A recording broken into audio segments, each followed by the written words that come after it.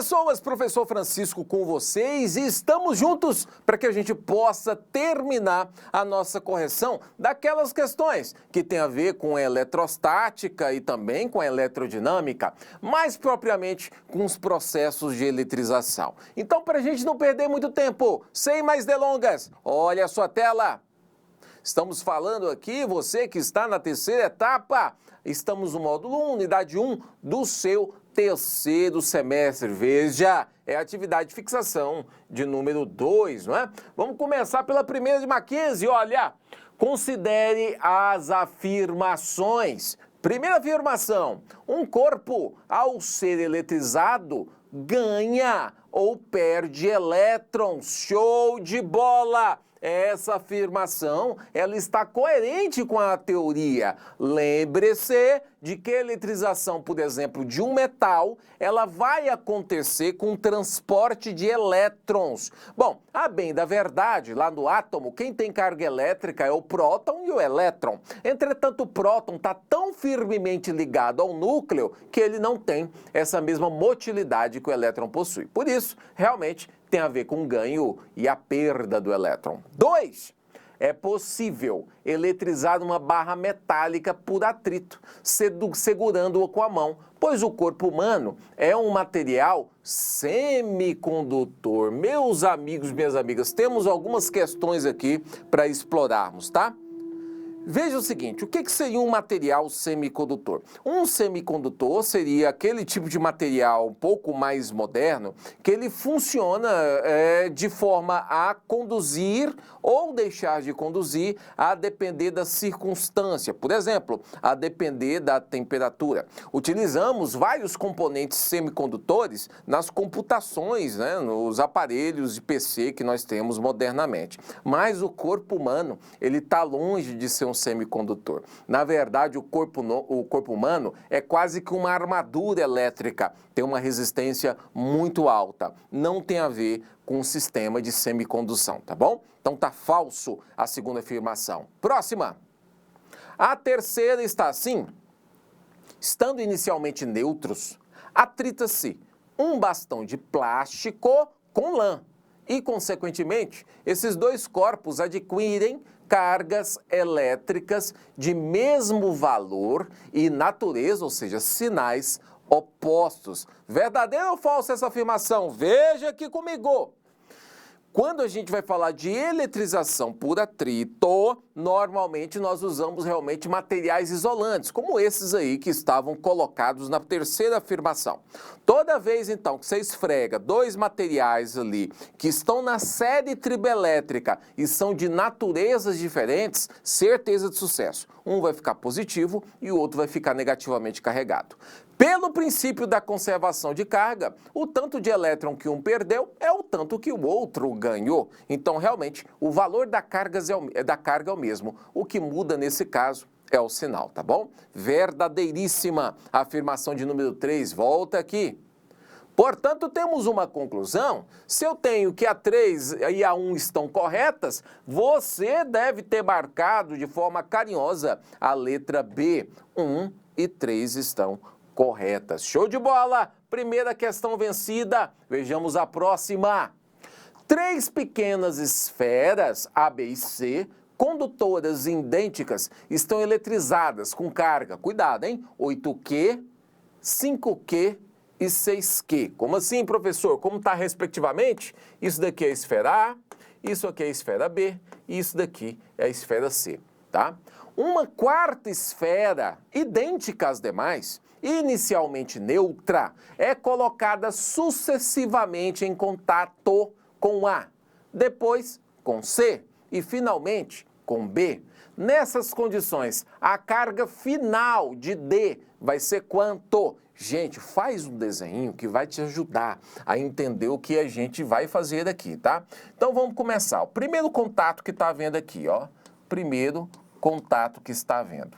Está havendo entre a carga A, que tem uma carga de 8Q, e a carga D, que nesse momento aqui está neutra, tá? Então, esse daqui É o primeiro contato, está neutro, então não tem carga nenhuma. Eu sei que ao final, pelo princípio da conservação de carga, como esses corpos são idênticos uns aos outros, eu vou ter que ter os dois corpos com cargas iguais. E essas cargas iguais eu vou chamar de Qzão, né? Vamos ver pelo princípio da conservação de carga, simplesmente como é que a gente consegue obter no final cargas iguais. Veja, antes eu tinha 8Q e 0. 8Q mais 0, 8Qzinho, né? Mais 0, vai dar 8Qzinho mesmo. Como eu tenho que distribuir igualmente aqui para as duas, né? Para as duas cargas aqui que vai ter no final, a carga A e a carga D, significa dizer que essa ficará com 4Q e essa também ficará com 4Q, tá? Só desse jeito para que a gente tenha aí uma distribuição equânime das cargas, né? Então, distribuir o que tinha antes, né? Isso aqui é o antes, o que tinha antes, e o que tornou-se aqui depois, tá? Depois é isso. Esse daí foi o primeiro contato. Vou mudar de cor para a gente não confundir. O segundo contato, vamos lá. Segundo contato que vai haver. O segundo contato que vai haver é entre a carga D, não é? Perdão, a carga C, que nesse caso vale, cuidado, hein? Falou que vale menos 6Q. Tá? E o resultado de antes, que ficou a carga D. A carga D agora ficou com 4Qzinho, tá bom? E, obviamente, como antes aconteceu, aqui também vai acontecer, no final eu vou ter a mesma quantidade de carga para cada um. Vou chamar de Q'linha só para separar do caso de cima, tá? Cada uma das duas cargas, D e C, tem que ficar igual. Bom, vamos ver quanto de carga eu tenho no sistema antes. Menos 6Q mais 4Q vai dar menos 2Q, tá? Menos 2Q. Menos 2Q para poder distribuir ali no final, depois, entre as duas cargas resultantes, eu vou ter menos Qzinho e menos Qzinho. Professor, não entendi. Volta a história. Esse contato foi assim. O contato foi entre a carga C e o resultado da carga Q, que houve antes, tá? A carga C tem menos 6Q e a carga D tem 4Q, que a gente viu lá, tá bom? Soma antes, pra você ver quanto de carga tem, liquidamente, tá? Menos 6 mais 4, você vai ter menos 2 de carga. Então, antes tem menos 2. Para eu poder ter no depois, eu tenho que dividir igualmente, tá? Depois do contato, eu tenho menos Q e menos Q, que obviamente o princípio de conservação está sendo respeitado, porque menos Q vai dar menos 2Q, que é o que eu tinha exatamente antes. Maravilha! Vamos então agora para o terceiro contato. O terceiro contato vai ser entre a carga B, que vale 5Q, tá? E o resultado que eu tinha antes da carga D, que vai ser menos Q, nesse caso aqui, tá? Bom, após esse contato, eu vou ter, então, as duas cargas que vão ter que ser iguaizinhas. Q2', só para a gente separar do que a gente viu antes, tá? Q2' aqui. Veja antes, o que você tem? 5Q menos Q vai dar 4Q. Tá? Então, antes eu tenho 4Q. Como é que eu divido igualmente 4Q para poder depois as duas ficarem iguais? Ora, para dividir 4Q aqui igualmente é fácil. É só colocar 2Q para cá e 2Q para cá, tá?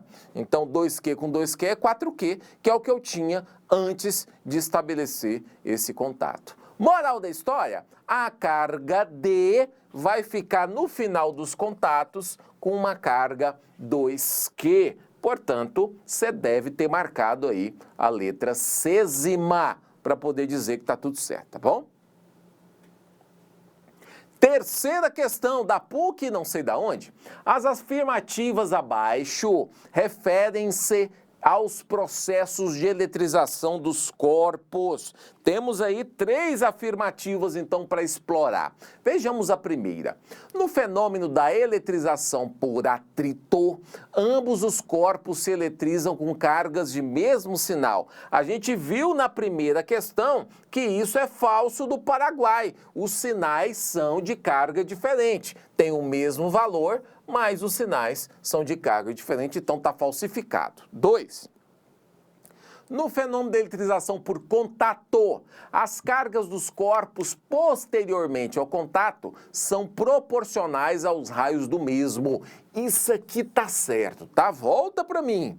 Normalmente, quando a gente vai fazer algum tipo de questão de eletrização por contato, foi o caso da segunda questão que nós fizemos, a gente admite, tá, que os corpos são idênticos. Exatamente para quando depois do contato, eu ter aí a mesma distribuição de carga entre um corpo e outro corpo, tá? Mas é verdade, a depender do material que o corpo é formado e a depender do raio do corpo, né, imaginando, obviamente, que seja uma esfera nesse caso, eu vou ter uma distribuição de carga diferente de um para outro, tá? Não se usa isso muito quando a gente vai fazer questões de eletrização por contato, porque isso dificulta demais saber quanto de carga vai para um corpo e quanto para outro. A gente precisaria usar argumentos de matemática superior para poder fazer essa decisão, tá? Não é o nosso caso, então normalmente as questões vão ter raios iguais. Mas saiba disso, realmente depende do raio. Belezinha?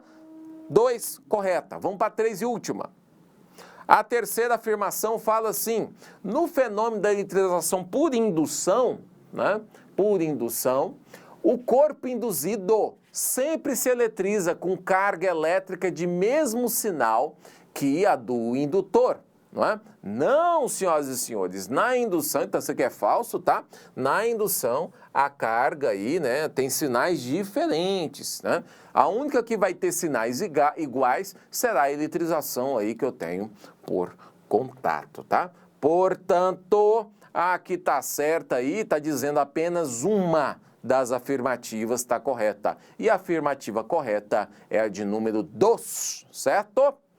Próxima para nós aqui, estamos terminando, essa aqui é mais rápido. 3 esferas metálicas podem ser carregadas eletricamente. Show, pode mesmo.